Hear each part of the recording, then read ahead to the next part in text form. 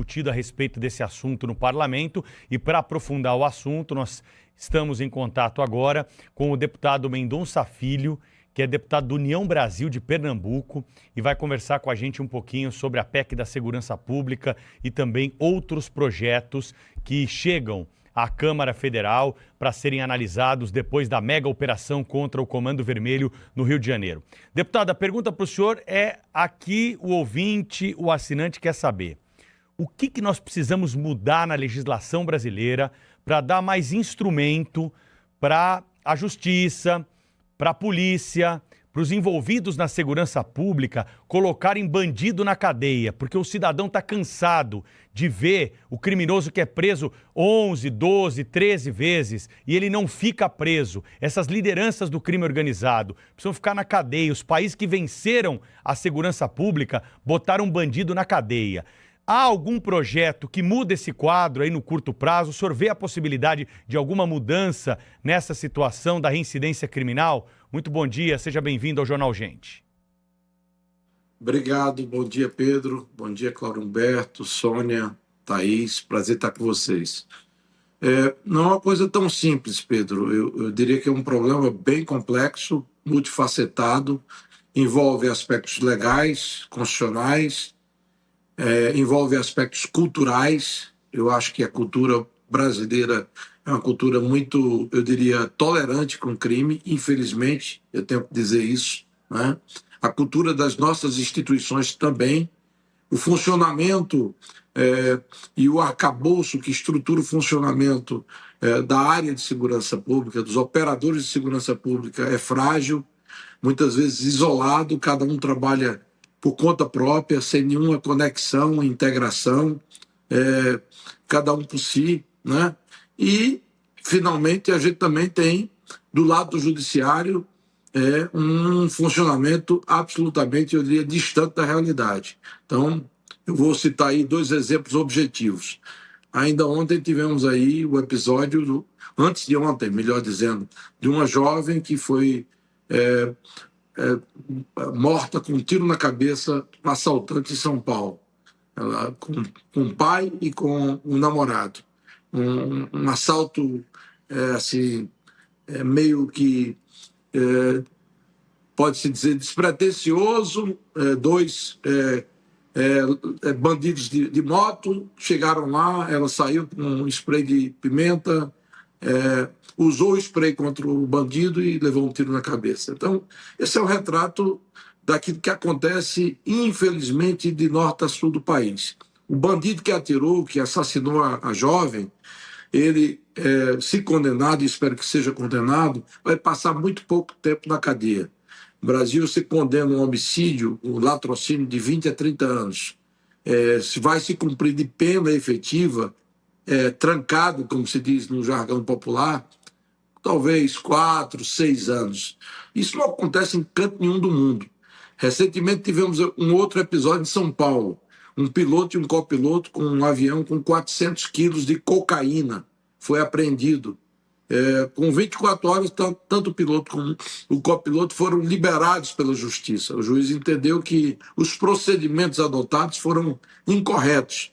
Então, muitas vezes se coloca aí filigranas dos procedimentos e se deixa de punir quem deve se punir. Como relator da PEC da Segurança, eu quero endurecer, eu quero enrijecer, eu quero estabelecer alguns princípios. Por exemplo, crime hediondo no Brasil tinha uma legislação ordinária que impedia a progressão. O Supremo foi lá e derrubou e disse que progressão era um direito para todo condenado.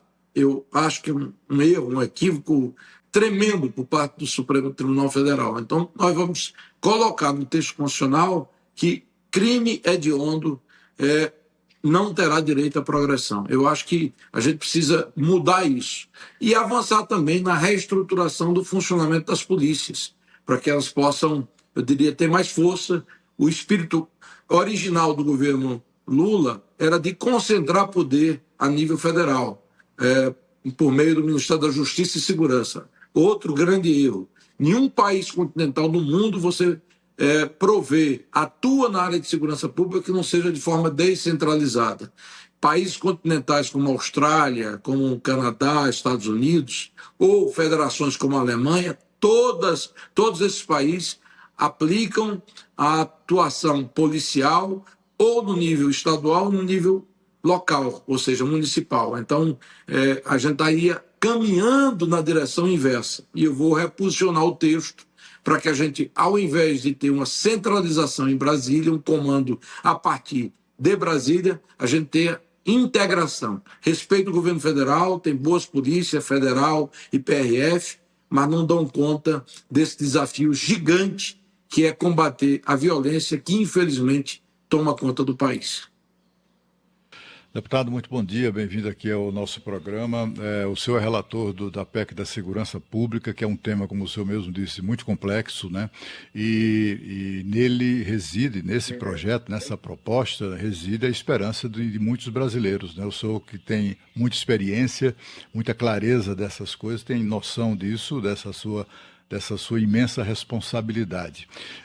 Até porque o projeto original parece ser uma imensa porcaria, né? Uma coisa absolutamente inutilizável, de acordo com os especialistas todos que se pronunciam sobre ela. A última novidade muito ruim que eu enfim, tomei conhecimento na semana passada é que essa PEC é tão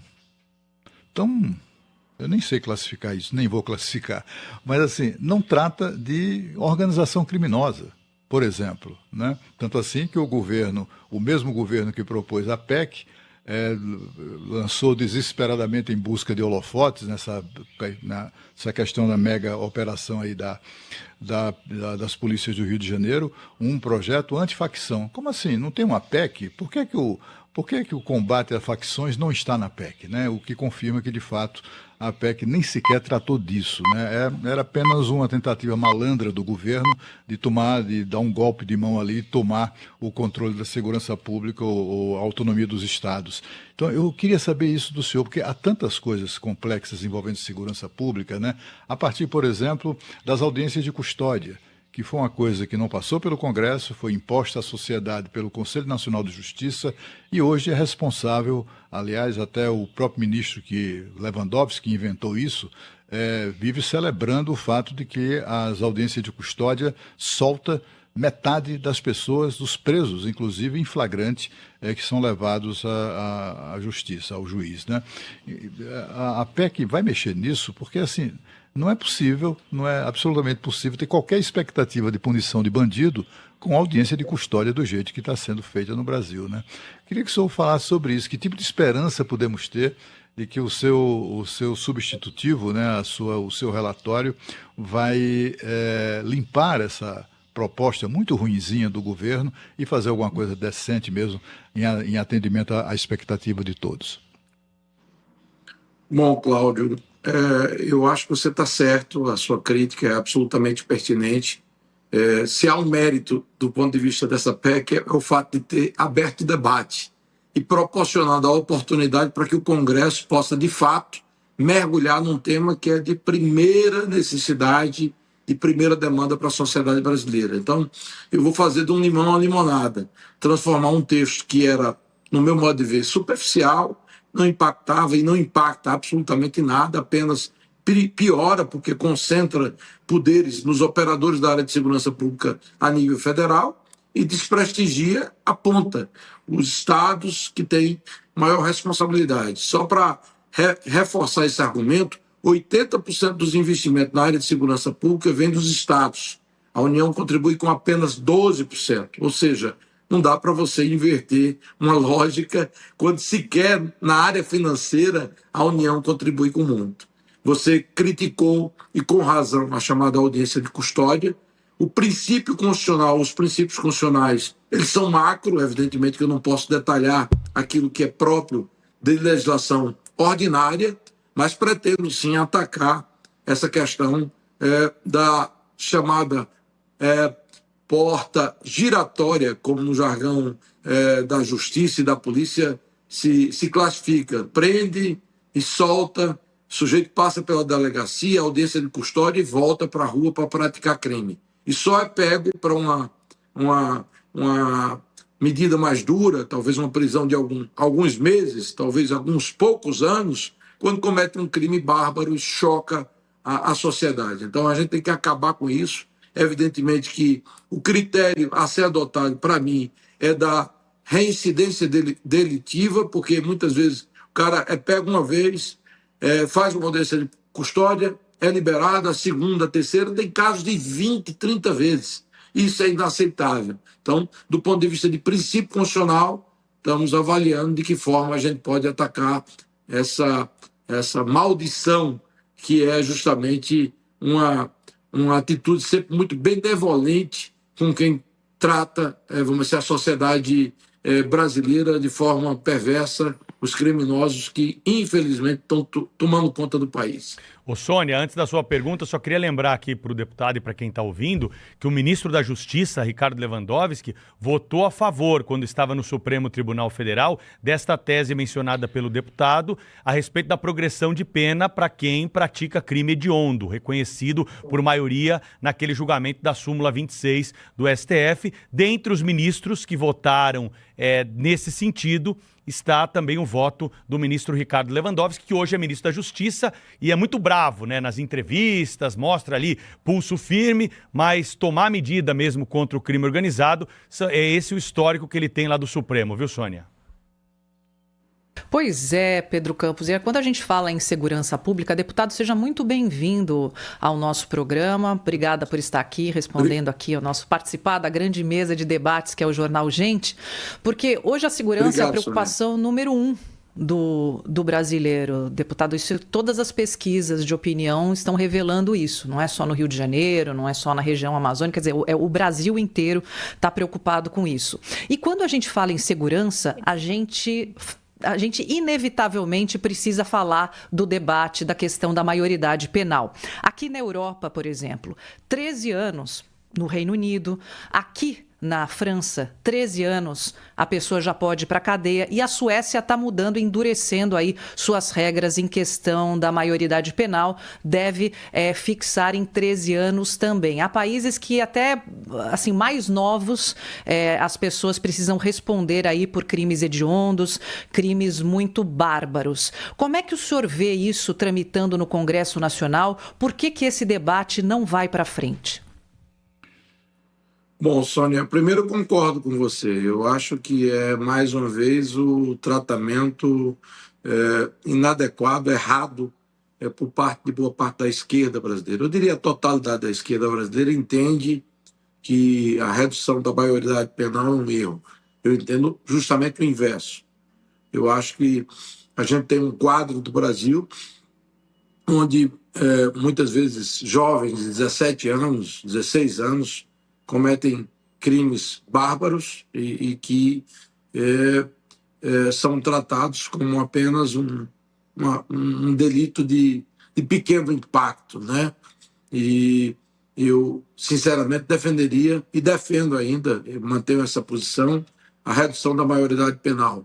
Nós votamos, inclusive, na Câmara dos Deputados, uma PEC que foi aprovada com uma margem bastante razoável, que seguiu para o Senado, reduzindo a maioridade penal para 16 anos. Então, não sei exatamente como se encontra hoje a tramitação dessa proposta de emenda à Constituição, mas se, porventura, essa PEC não tiver, eu diria, priorizada na tramitação no Senado Federal, eu entendo que esse tema deva ser rediscutido no âmbito da comissão especial que trata da segurança pública, porque, como você disse, infelizmente, esse é um quadro que destoa o Brasil do mundo. E aí eu estou falando do mundo civilizado. Aqui se fala muito em momento civilizatório, que é a palavra da moda, né? Boa. Então, civilizatório também é punir quem comete crime. Então, a partir dos 16 anos, o jovem tem consciência plena, muitas vezes tira a vida de outro e fica por isso mesmo 2 anos, talvez, aí numa medida são usados, restritiva, deputado, de liberdade, e acabou. E essa PEC que o senhor citou, deputado, que passou na Câmara, o Cláudio Humberto trouxe essa informação aqui para a gente, ela caducou no Senado. ou seja, é como se nunca tivesse sido aprovada. E no comecinho da sua conversa, deputado, o senhor falava daquele caso da menina que foi assassinada em Sapopemba, na zona leste de São Paulo, nesse fim de semana, né? A pessoa que foi presa, nesse caso, que deu o tiro no rosto da menina e que provocou a morte dela, tinha 18 anos, esse cidadão.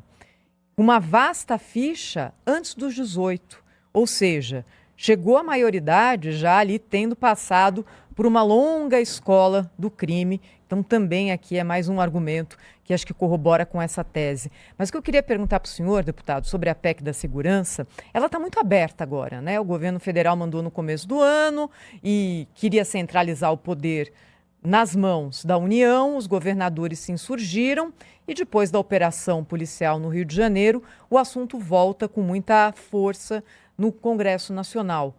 O que o senhor pode destacar do seu relatório como relator da PEC que vai fazer diferença em termos de segurança pública?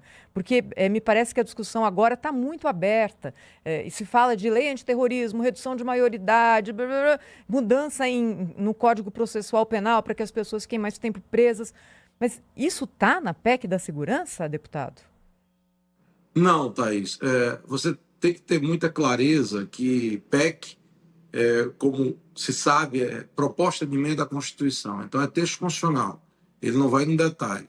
Legislação penal e processual penal é legislação ordinária, legislação federal. E cabe, por exemplo, você fixar pena no texto da Constituição. Tipificar crime, né? Você pode ter princípios, né? Se porventura o Supremo diz que progressão é um direito de todo condenado, eu posso estabelecer na Constituição afirmando que aquele condenado por crime hediondo, né, ele não tem direito à progressão. Então, é uma saída para você contornar essa decisão que vocês lembraram há pouco, eu acho que foi Cláudio Humberto, de que houve uma decisão do Supremo tornando inconstitucional uma lei do Congresso que definiu hediondo como um crime que não teria direito à progressão e que eles terminaram tornando ela inconstitucional e, portanto, dando direito de progressão também. Então, a gente precisa apenas demarcar um pouco o espaço. É lógico que o cidadão comum ele não tem a obrigação de conhecer esses detalhes técnicos e legislativos, mas é apenas uma explicação para reforçar um pouco mais meu argumento. Mas eu acho que eu posso e devo, essa é a minha decisão, ousar em alguns aspectos até da vida comum do cidadão brasileiro. Se você for pego, por exemplo, numa rodovia federal por um PRF, policial rodoviário federal, com alto teor de álcool, embriagado, você vai ser apreendido e levado para uma delegacia, muitas vezes a 50, 80 quilômetros de distância, para lavrar o auto e abrir um inquérito com relação à sua responsabilidade por estar dirigindo sob efeito de álcool. Eu vou transferir para o PRF a possibilidade dele já lavrar o auto automaticamente e mandar para a justiça. Então, você economiza a disponibilidade do PRF, do policial rodoviário, que vai atuar na área de atuação dele, e economiza o tempo do delegado, que muitas vezes para a delegacia 5 horas para atender uma ocorrência desse tipo. Ou mesmo um PM que pega um crime de menor intensidade e aquilo vira um TCO e que tem que levar aquele TCO para a delegacia e pode ser finalizado naquele momento em que o PM prendeu alguém que cometeu um delito, um crime de menor intensidade. Então, para mim, essas são mudanças pequenas, mas que traduzem num impacto muito grande. Você foi assaltado e não teve maiores consequências, muitas vezes você foge de ir para a delegacia, porque você não vai enfrentar na delegacia aquele clima de delegacia que se sabe como é no Brasil. Então, se você tiver uma simplificação para esses crimes de menor intensidade, roubo de um celular, uma carteira que foi batida, evidentemente que você vai facilitar a vida do cidadão. E, ao mesmo tempo, também atacar o crime de grandes proporções, as facções que, para mim, se equiparam a organizações terroristas, ao contrário do que boa parte da esquerda indica, porque hoje controlam territórios e a gente tem que dotar o texto constitucional de respaldo para que a lei ordinária puna com rigor quem atua faccionado, dominando o território, controlando segmentos econômicos importantes, internet, gás de cozinha, cobrando taxa de comércio, extorquindo pessoas, até pegando filhos de membros da comunidade ou filhas para ter relações sexuais, como houve relatos recentes dessa comunidade ou dessas comunidades ocupadas no Rio de Janeiro, a Penha e o Morro do Alemão, onde os líderes das facções se utilizavam de todas essas práticas. Para mim, isso é um quadro de terror, de perda de soberania por parte do governo brasileiro, e evidentemente que a gente tem que dotar a Constituição e a legislação ordinária de instrumentos para combater esse tipo de prática, que para mim é a demonstração clara de que o Brasil, infelizmente, está perdendo e já perdeu muito o controle para a violência. Deputado, o nosso tempo acabou, mas só preciso te perguntar rapidinho. Aquela história do governo federal centralizar as ações de segurança, que foi aventada na redação dessa PEC, depois até o governo voltou atrás. Isso foi retirado mesmo do projeto, né? A gente pode ficar tranquilo que a autonomia dos estados, dos governadores, está preservada na área de segurança pública. Já retiramos na CCJ, Pedro, e vamos retirar ainda mais qualquer medida que signifique redução da autonomia dos estados. Para mim, polícia tem que fazer com cooperação e integração, respeitando a autonomia federativa dos estados brasileiros. É isso aí.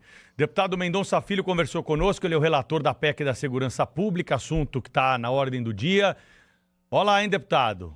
Vê as pesquisas aí, avisa seus colegas lá, a população está cobrando rigor na segurança pública. Veja as últimas pesquisas aí depois da mega operação.